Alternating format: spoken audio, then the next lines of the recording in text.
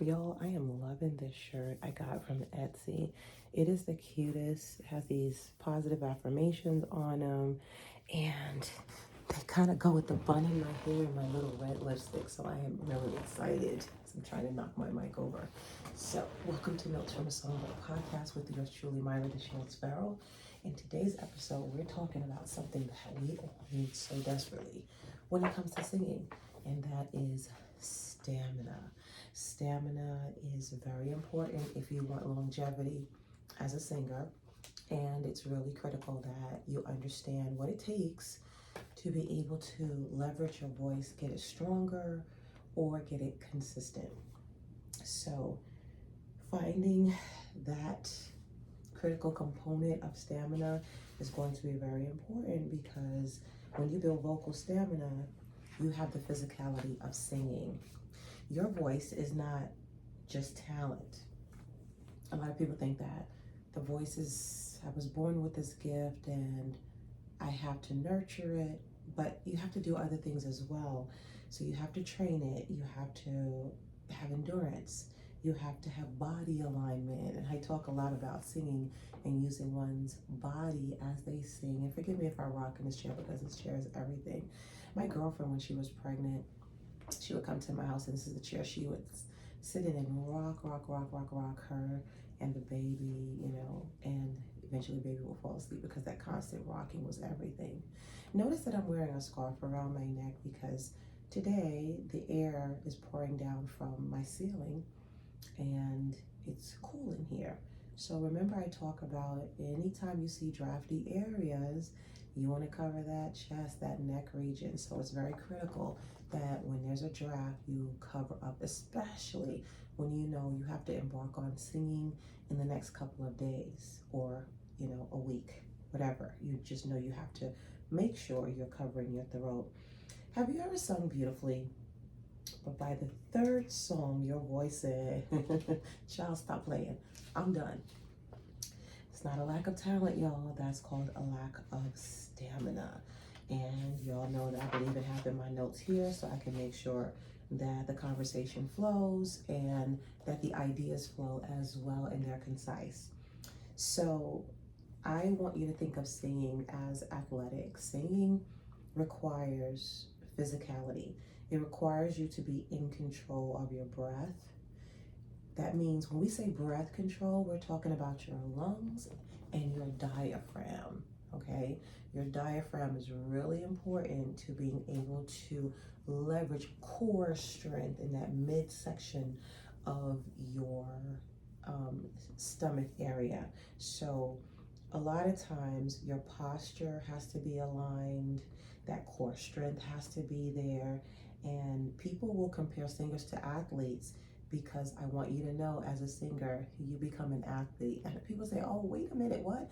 Yes, you become an athlete because you have to have the physicality to go along with singing. Singing is work. And the older you get, you're going to see singing requires a whole lot more out of you, just to give you that heads up. So what should you be doing with your voice daily if you want to have stamina? You should be doing lip trills, warm up airflow, and trills, where your lip is literally vibrating and trilling. Humming gentle chord engagements. That's very important. Scales. Now, I am a firm believer in scales because scales build flexibility and range. Humming, if you understand the suggestion before this one that I mentioned as far as scales, humming, that's what it does. It builds gentle chord engagement. So when people are singing, they're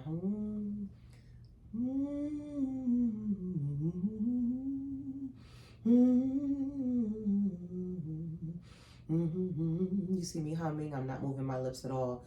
I'm just handling gentle chords, engaging that way. So that puts me more in an environment of control of that upper region. Sustained notes. Sustained notes are going to build endurance. So if you have to hold a note for a long time, that requires stamina. It's going to build endurance. So you should be practicing holding notes for quite some time or holding notes for a bit so that you can leverage endurance in holding that note. I will say too, when you consider those 4 points, the lip trills, the humming scales, sustained notes, you want to focus on consistency over intensity. Some people try to get too tight with certain things, and it can just get a little too tense. One thing you don't want is tension. Tension leads to problems with control, and tension leads to issues with your nerves. So we always want to make sure we're in a relaxed state. That vocal conditioning routine that I mentioned with those 4 elements will definitely help with vocal activity daily that will help you to build your stamina. So just think of it this way. What should I be doing with my voice daily? I should be doing some lip trills. I should be humming gentle chord engagement. I should be doing scales, building flexibility and range, and I should be practicing sustained notes that build endurance. All right, breath control. What is breath control? Breath control, I want you to think of it as an equation. It's power plus stability. Power plus stability. So you're adding some power to your voice, but you're also able to sustain that power in the voice through breath control. Breath support times control times consistency is what's going to get you. I want you to think of that as a sort of like a visual metaphor. Think of it as breath support, control, and consistency. That's going to help you remember these are the things that I need to make sure I am doing on a daily basis. It's not math, honestly, but it's something that you can try to memorize that'll try to help you in terms of, okay, this is where I should be focusing on. This is where I should really watch what I'm doing. Breathing exercises. So I believe firmly in breathing exercises. Inhale for 4, hold for 4, exhale for 8. I'm going to say it again as you attempt to do it. Inhale for 4, hold it for 4 seconds, exhale it for 8. So if we did it together, I'm going to inhale for 4,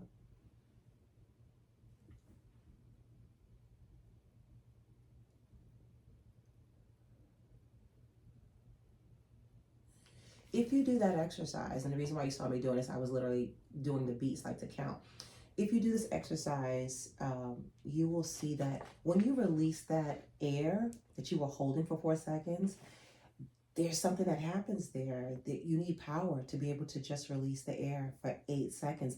So if you released it for 4, it would be nothing. It would be you like 1, 2, 3, 4. No, you got to release it for 8. So it's 1, 2, 3, 4, 5, 6, 7, 8, which means you had to really release it. That is where the control has to happen. That is where that support needs to happen in the core as you exhale for 8. S or Z, hissing exercises as you breathe. So let me see if I can demonstrate it. I'm going to breathe. So I'm going to inhale for 4. I'm going to and Z's. You see it? It should sound like a bee buzzing, right? These are hissing exercises that will help with breathing. You want to practice those. Belly breathing, not chest breathing. Belly breathing. So belly breathing requires, and if you can't see, but if you were to, let me see if I can lower my camera a little bit so you can see what I'm doing here. Let me come down some. Okay, let's see. Can you see my belly? No, you cannot. Try to get it down there. You still can't. Okay, I'll hold it here so you can kind of see as I'm talking about belly breathing.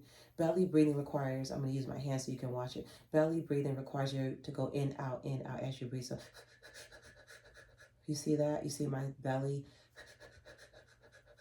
You'll see the pin. Her face is going, that.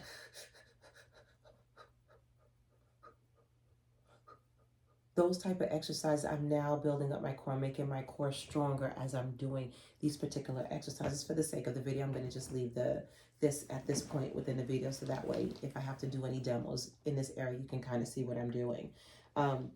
That's belly breathing. Even though I am leveraging, you can see, you know, what's moving in my body, but I'm engaging my core so that I move the belly more. So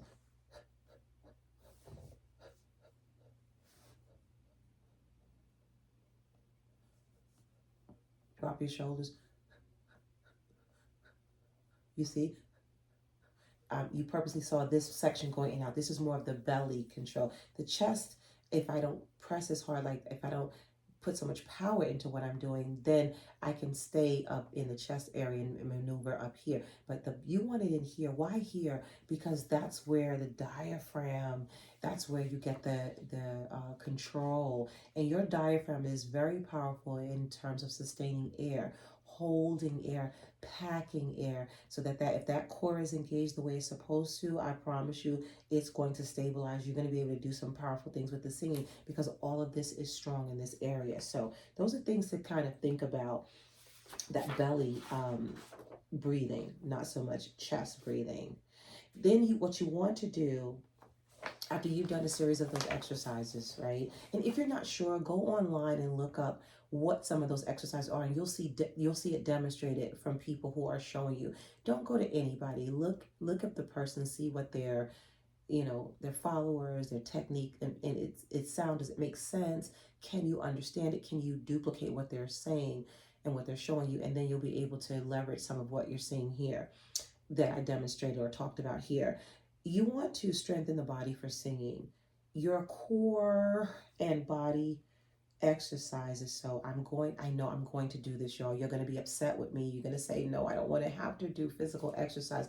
But if you want to be a stable, in control singer as much as possible, core stability involves planks. So if you can do planks on the floor, it's an exercise. Look those up. Consult your doctor. Make sure you're doing certain things right. Also, if you're people of a certain age, you can do core planks, but you can do them in a modified version where you're not hurting yourself. So really look into that to make sure you're doing these things correctly. I think I lost my blanket behind it, but that's okay. That air stopped coming down as hard as it was. If you can't do that, then try something else. Like, let me give you an example. If I can't do the planks on the floor, let's say I was a person I couldn't do those, I would get a set of, dumbbells, and I would stand up against something that could stabilize me, my back up against the wall, and I would do lifts with the actual dumbbells, in effect, forcing my core to do what it needs to do as I'm lifting those dumbbells and doing some exercises. So there's different ways to modify this where you can help strengthen your core. There's just different things that you can do. I always recommend you can do light walking. You can do light dancing. That's going to strengthen your core because that core has to be engaged to be able to do all the things. If you like salsa and all that's in the core. You know, those are some of the things that you like to do. Also, rhythm and blues, all types of dancing, line dancing, all of that. You've got to have that core functioning properly to get those legs to do what it's supposed to do. So think about that. And as you build that stamina, because your body is in exercise mode, it's going to help you when it comes to your singing because it's just stabilizing you. It's giving you that foundation you need to succeed. So don't take that for granted. And if you see that you're falling off, you're not doing as well in that area, start slow. Maybe tell yourself, I'm going to go for a walk a day this week. One day this week, right? Every week I'm just going to go one day out of that week and pick that day and stick to it. As you start to build your stamina, you can start to add on. Now, what I do sometimes is I'll go walking, but I'll sing as I walk, or I'll hum as I walk, or I'll do my lip trills as I walk. See how you can combine some of this stuff and make it work for you. Because some people say, well, how can you do that every day? Well, you combine it into your exercise and it really helps. All right, your back and posture, shoulder rolls. Shoulder rolls. It's really hard for me to do that in this chair because this chair is it's leaning forward.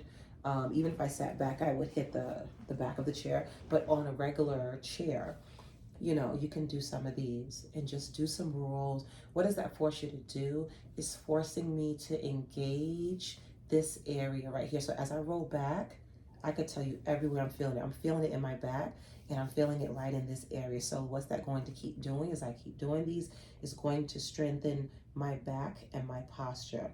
Spine alignment exercises are very important.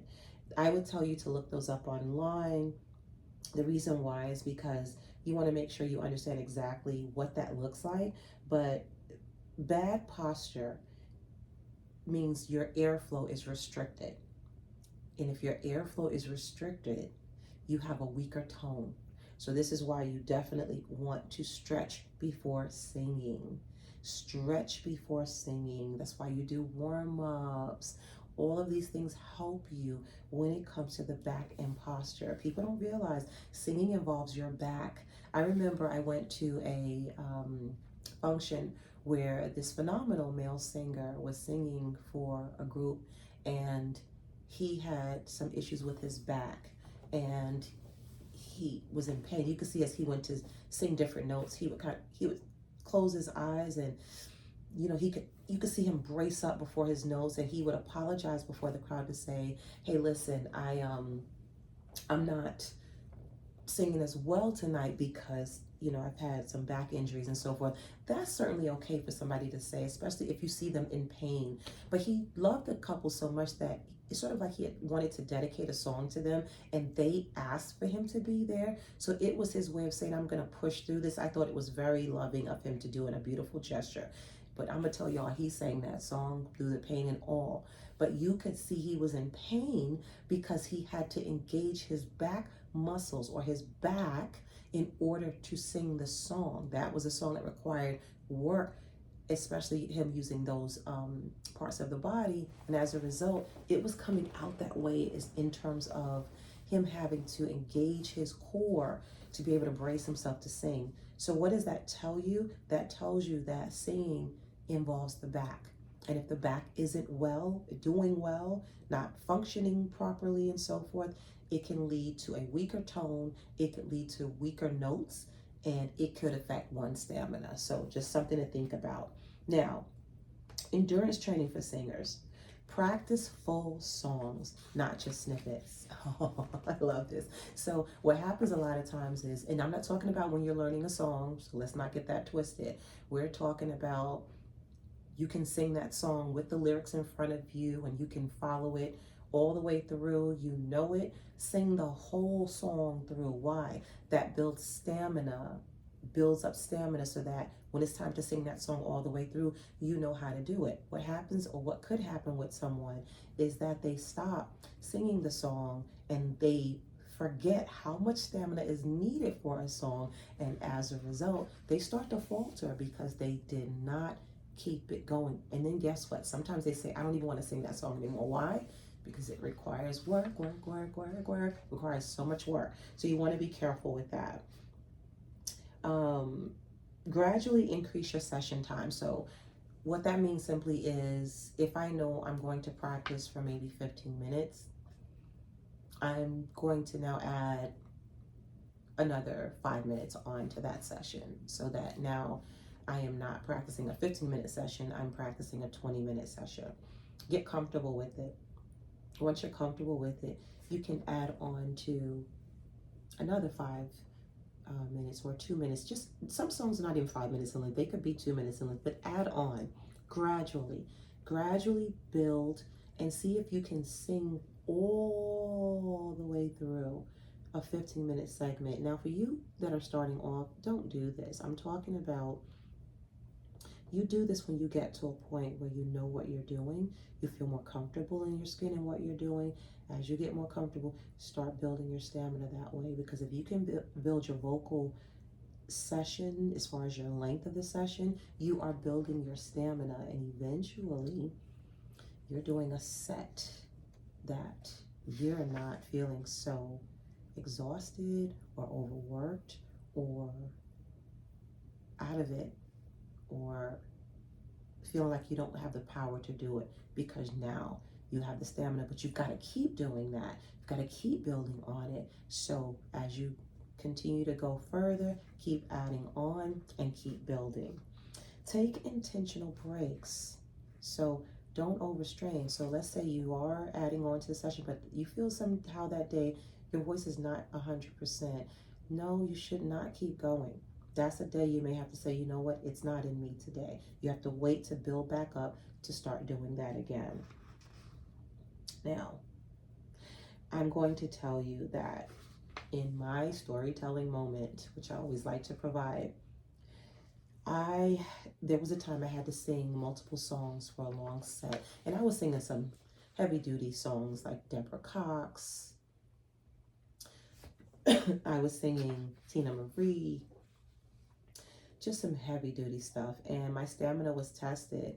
And if you sing a Shaka Khan, you already know you need stamina, you need power. So I had to learn to pace myself and say, you know what? I don't have the ability to keep going from Tina Marie to Shaka Khan to Whitney Houston to Alicia Keys to a Jasmine Sullivan or whatever it was, and just keep going all the way through, like a Mickey Howard or whatever it was at the time.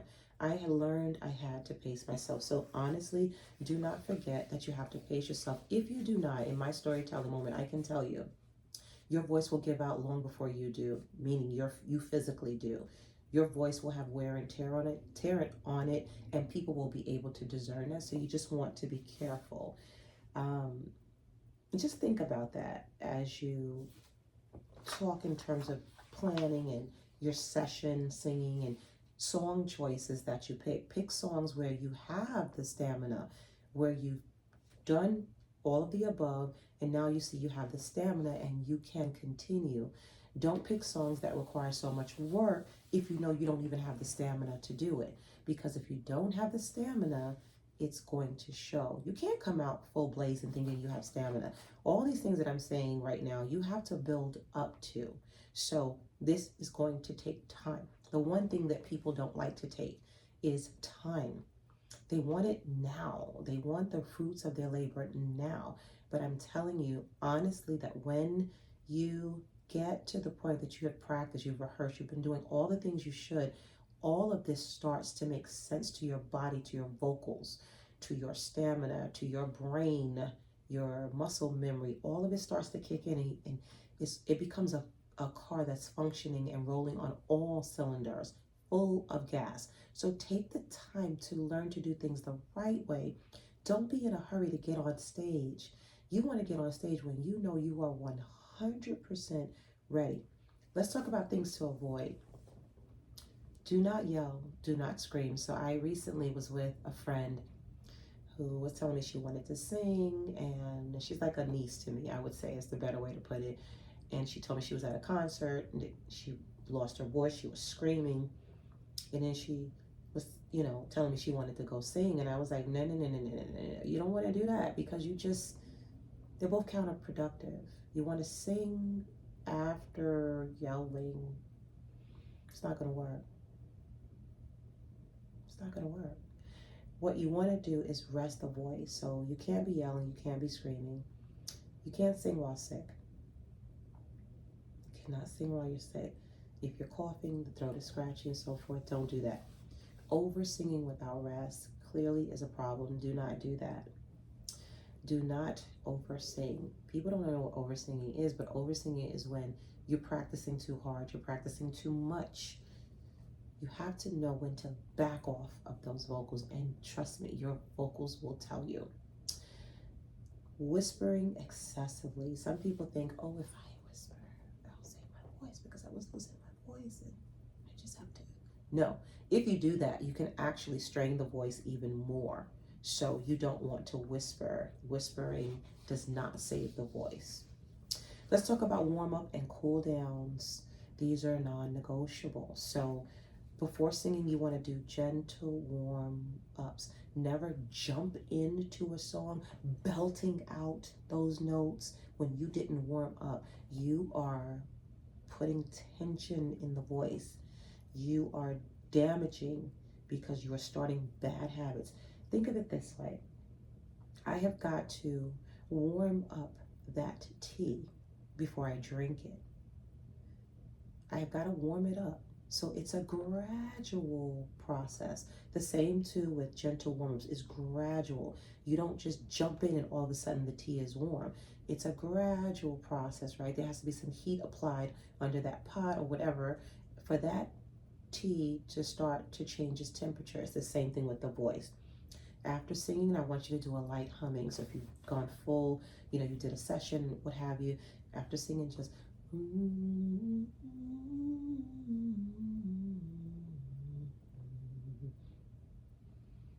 breathe through my nose.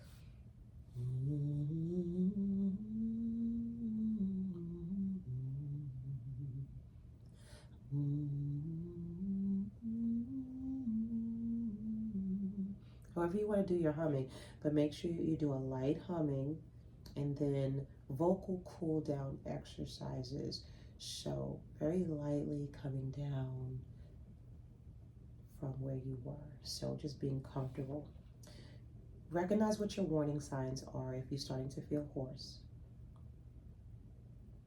Hoarseness, scratchiness in the throat are clear signs that you've done something, or you're either about to get sick, or you are sick, or you're coming off of a sickness. You shouldn't be trying to sing in those elements. So pay attention if you experience that. If you have pain while you're singing, do not sing. You could have done something. You could have strained your throat. You could have hurt the throat in some way, shape, or form. So just wait. Wait. Wait. How long should I wait? Wait until you feel 100% better. Loss of range. If you're losing range as you sing, that could be a sign that it's a warning. Something you could be doing that means you're not practicing right, or you're just staying too low in one, certain register. We've got to look at some of those things. Vocal fatigue quickly. So if you get tired quickly and you don't feel like you can sing, be very careful about being fatigued. You don't have the stamina, you just don't have the energy vocally. A lot of times you're doing something wrong. So these are things to be careful about. So what's the key? Don't push through damage. Respect it. Don't push through it. Respect your voice. I lost my voice one time for a showcase, and my voice was very strained. What I had to learn to do was change the key. But I had to learn that through making mistakes and bombing in a performance and so forth. I will save you that. I will say to you, if you can change the key, change the key. If you can sing lower, sing lower. But all of that helped me to move forward and change the way I applied my singing. So just be careful. Long-term vocal wellness, consider vocal coaching check-ins. Firmly believe in that. Let your vocal coach help you to see exactly where you are. I certainly believe in steam inhalation. When I was younger, my mother would take a towel, put it over my head, and we would stand over a pot and the steam would come up. And I wouldn't get your face, you don't get your face so close to the pot. You get your face a nice distance from the pot where you can feel the steam come up into your nasal cavity, and you can really feel it doing that relaxation. You could just feel the tension all up in here start to release. Those are some of the things you want to think about. And then vocal rest days are critical. There are days where you just don't sing. You shouldn't sing. You have to rest the voice. You said, but you said to warm up, you should be doing, no, not when you're not well. Not when you sometimes have to give the vocal cords a rest. So you're going to have to pick and choose what works best for you, for your voice. And then apply it and see what works. Maybe you notice, when I do it this way or these amount of times, I'm good. But if I go too far, I might need to rest a little bit. That only you are going to know. Your vocal teacher will be able to help you with that. So keep that in mind. Now, I'm going to say this. Your gift deserves care. This gift deserves care. That's why you see me sitting with this over my neck, because there's a draft up here. So I'm covering up. But that is to show you that I take it seriously. I can't tell you to do something that I'm not doing myself. So right now the weather's 86 degrees outside, And in the home, if we left the temperature that way, it would be hot in here. So of course the air is on. Well, the air is drafty. So you got to be careful of that draft. So be careful. Keep that neck covered so that you are prepared for any type of things or situations like this. Your gift, as I mentioned, deserves care. So you're gonna have to protect your voice like it's irreplaceable, because it is. You only get it. You only get it. You only get it through a gift. And some people have unfortunately